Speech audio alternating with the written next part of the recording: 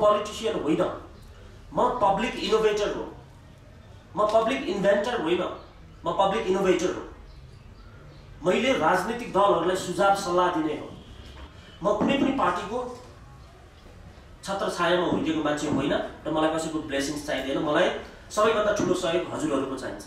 तपाईहरू पनि अगाडि बढ्नु पर्यो, म पनि अगाडि बढ्नु पर्यो। यो मेरो इनिसिएसन हो। भोलि म देशको कुनै पनि पोलिटिकल फिगरमा म आउँछु भन्ने कुरा होइन। तिनै पोलिटिकल पार्टी, तिनै लिडरलाई अगाडि सारेर म नेपालमा डेभलप गर्न चाहन्छु र यो गरेर देखाउँछु। म एउटा क्याटलिस्टको रूपमा आउन चाहन्छु। यो मैले छापिसकेको छु। Development of Nepal is possible with the same leaders. यो नेपाल बिग्रियो कसैले भन्नु पर्दैन, उहाँहरू नै सक्षम हुनुहुन्छ तर ट्र्याक बिग्रियो। लिडर सक्षम हुनुहुन्छ तर ट्र्याक बिग्रियो। त्यो ट्र्याकले उहाँ देशलाई अगाडि बढाएन।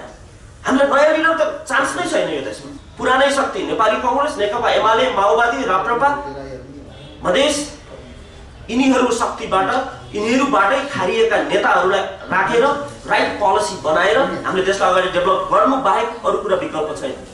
कसैले मलाई मन्त्रालय दिने, पार्टीको एउटा राम्रो स्थान दियो भने के हुन्छ यो देशमा? सुन्नुहोस्,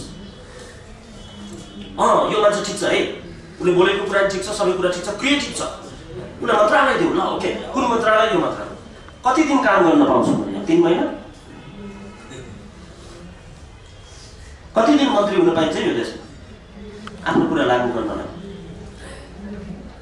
र आफ्नो पार्टीको मन्त्रालय पाउन कति वर्ष लाग्न सक्छ? त्यो भएर मन्त्रालय पाएर मैले गर्ने काम भनेको 5% हो। मन्त्रालय नपाइकन मैले गर्ने काम 100%। देश अगाडि बढाउनु पर्छ र बढ्छ र उहाँहरूलाई नै राखेर यो एउटा हेडलाइन बनाउनुहोस्, उहाँ नै मन्त्री हुनुहुन्छ, उहाँ नै प्रधानमन्त्री, तर ट्र्याक हामी दिन्छौँ।